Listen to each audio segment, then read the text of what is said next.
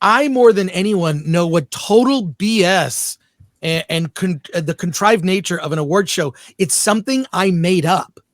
It's literally something I made up, and it's something that they made up. Effectively, the point is to promote these movies to people who haven't seen them yet, to give these films a life, whatever.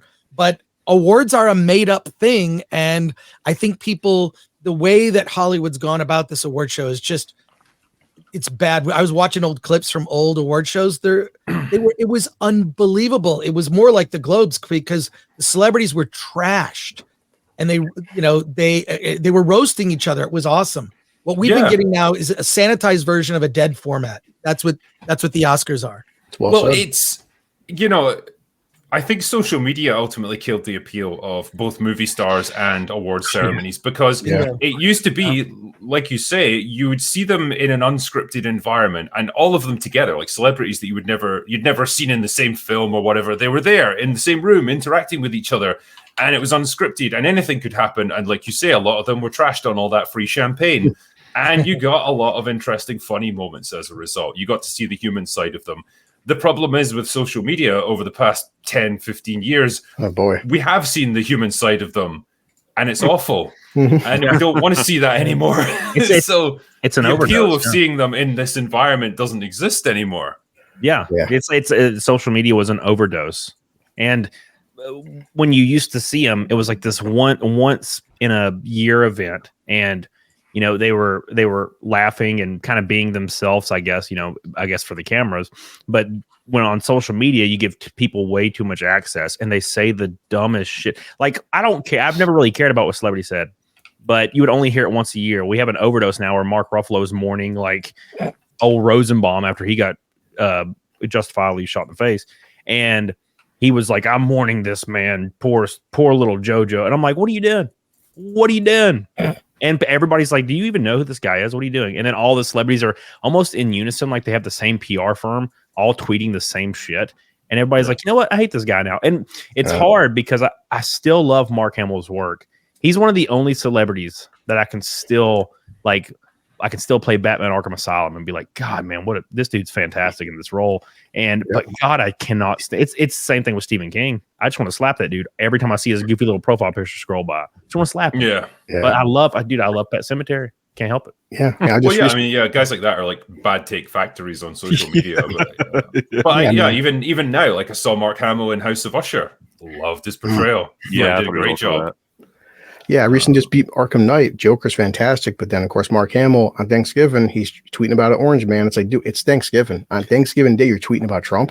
Like, it's all right. Like literally every tweet that Mark Hamill puts out, Gary will be there with a joke about his granddaughter. That's it every time. Never misses it. Every single time. He must have Google notifications on or something. Like Mark Hamill's tweeted, I need to get in there. But with the results of the Oscars, like as I was just saying there, it again, much like the presentation, much like the speeches, the hosting, again, it was all safe choices. Oppenheimer pretty much cleared up. Barbie got basically nothing. And it's like that was the logical choice. Yeah, you could probably have given a few Oscars out for what's it called? The one with the Martin Scorsese one. Fucking name always. So the Flower Moon. That's it. Yeah, it's like it takes about 5 minutes to say it. Yeah. It probably could have realistically got a few awards there, but like Oppenheimer was the sensible choice. Mainstream appeal, big all-star cast. Everyone seemed to love it, so it got all the Oscars. Yeah, safe. Did well at the box office too. Exactly. Yeah. A safe mainstream choice.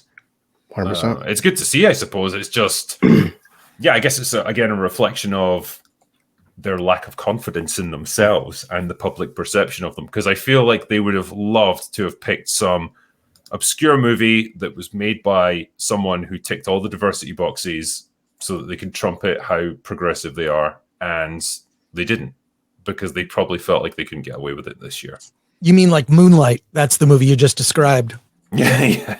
Which, you look at a lot of these Oscar winners and I really think time is the best barometer for if a movie resonates into the future. Are we still going to be talking about some of these movies into the future?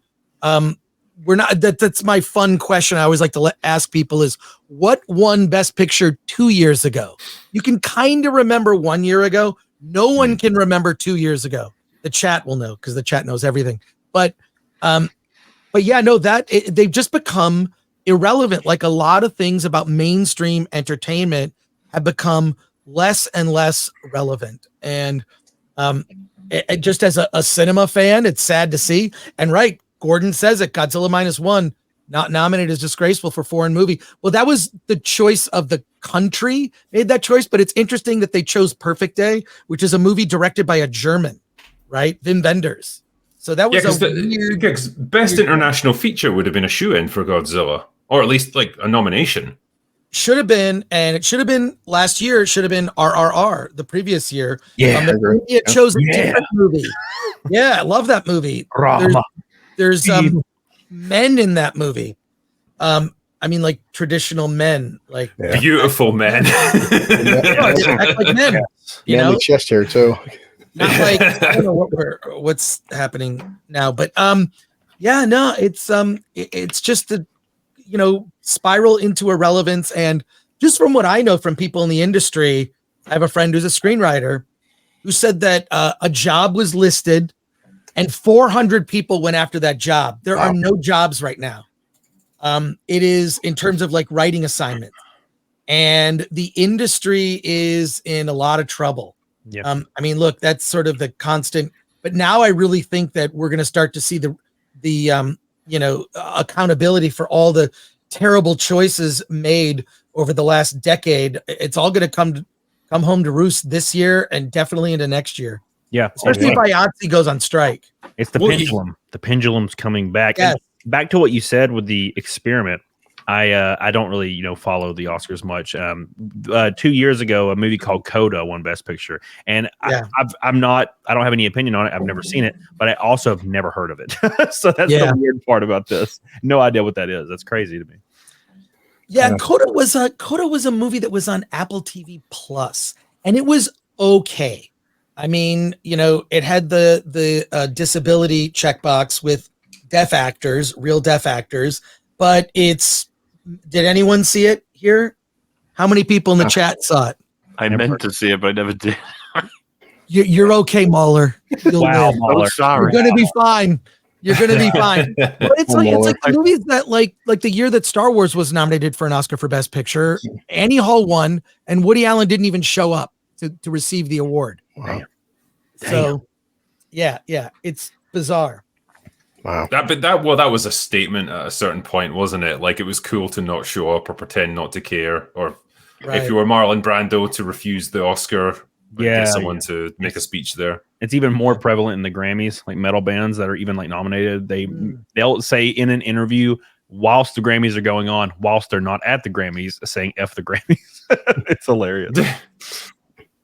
Yeah, man. It's like you say, they're facing now a contraction of the industry, aren't they? Like after all the strikes, after all the not particularly great agreements that they struck, you're now seeing a reduction in the number of new projects that are getting made, the number of positions that are now available. They have essentially put themselves out of work in a lot of cases.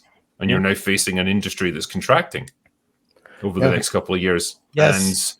And I don't know, long term, is that for the better of them? Like it's going to, because there's going to be less garbage, presumably. They're going to have to focus more effort into the projects that they actually do make. It's going to be bad for a couple of years, and then it will start coming back because every single like Asian lady with the one writing credit in 2014, they're doomed because they're like, oh damn, I'm supposed to direct this whole trilogy for some weird ass reason. Yeah, you're done. That's over. They're going to start dropping like flies, and then we're going to have this kind of be like a big dip for a couple years until all these new projects start finishing, getting post production, and then I think we'll have a good run until everything gets good again, and then everybody makes it bad again. So it's like a pendulum. Sydney will help us. Save Hollywood. Can we get a crowdfunding started to like pay Sydney to just show one boob in a movie? Oh my God. Did you see the video that just came out? They're promoting this movie Immaculate, which I'm fortunate enough, I'm seeing it tomorrow with her doing a Q&A, which is going to be a lot of fun. She put out a video called it's basically F, Mary, kill, and they go through different horror icons, like who she would do one of all of those three things to, and just hearing her say the words, "Oh, I would F Michael Myers," like, and she's very. The best way to put it, nonplussed. She just does not. It doesn't bother her at all. Just talking about like which horror people she would bang. Matter of fact, and it's Chris it's Gore worth a got watch. turned. He watched it and he got turned immediately. He's like, "Oh my god, look how easy it is for her to just say these things." Oh my god, it's funny. It's funny how, in a weird way, Madam Web seems to have really helped her career. Oh. But not for the reasons that the filmmakers probably expected. It just shows you. It shows you, drinker, that if you got some luscious round boobies, it doesn't matter what you do. You can stab a dude in the face. You can stab a dude in the face with a soldering iron, and you're still going to be on top, bro. I just think, like, in terms of, I don't know what you would call this, strategy, gamesmanship, PR, whatever you want to call it, to turn a crushing career loss into an epic win the way she's done, I respect that. That's what you don't have to try too hard. Well, I know it's like, okay, be in a shit movie. What do I do? Show up to the premiere wearing basically nothing, and oh my god, so easy. Get loads of media attention. Be kind of chill about the movie and just make fun of it for what it is, and then suddenly everyone's on your side. Perfect. It's just great. There's genuinely just a couple of small comments, right? She made fun of Madam Web on Saturday Night Live, and there was a little video we covered it on EFAB where she was saying she was really excited to try and bring the comic book character to life that she was doing. Like, just having a statement that she talked about the character and what they do and how she tried to implement it in the scenes that they allowed her to wear the costume. It's like, oh, that actually is kind of cool. Yeah, it's well done for trying, we're Sydney. simple.